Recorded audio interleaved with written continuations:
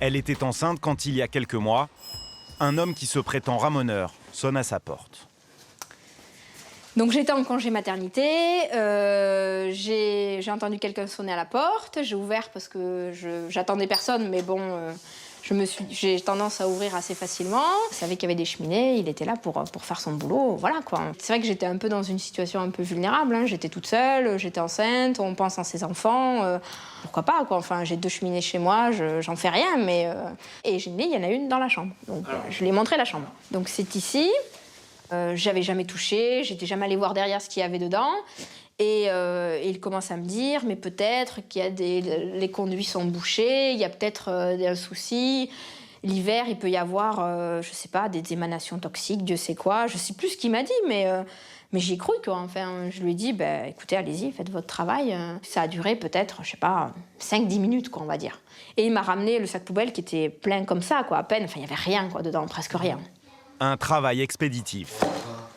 Il y a marqué « bon pour accord ». Et le ramoneur est tout aussi pressé de se faire payer. Donc, vous voyez, il y a marqué donc l'attestation de ramonage, 80 €, blablabla. Et on signe sans trop lire les petits trucs qu'il y a marqués. Et puis, bon, c'est toujours pareil, il fait passer ça sur les enfants, la loi, des règles qu'on ne connaît pas forcément. Donc, voilà, on signe, quoi. Et quand Laure commence à douter de la bonne foi du ramoneur, il est tout de suite moins conciliant. C'est toujours pareil, moi j'étais toute seule, je me suis dit j'ai pas envie de me faire agresser pour 80 €. Je suis enceinte, j'ai un bébé dans le ventre, je vais lui faire son chèque, hein, et puis il va partir, et puis voilà, je vais, entre guillemets, tant pis, je vais m'en débarrasser comme ça, quoi. Voilà. À son retour, Laure et son mari tapent le nom de l'entreprise sur Internet. Ils trouvent des centaines de plaintes, toujours suite à un ramonage inutile. Une fois l'arnaque consommée, il est très difficile de se faire rembourser. Énervé parce qu'on a lâché 80 € et qu'on pense On se sent très bête. qu'on l'a perdu pour de bon, parce que sinon effectivement on part dans des espèces de procédures avec en gros il y en a un paquet aussi qui ont lancé des procédures et qui n'ont pas retrouvé leur argent. Donc effectivement on est inquiet. Ouais.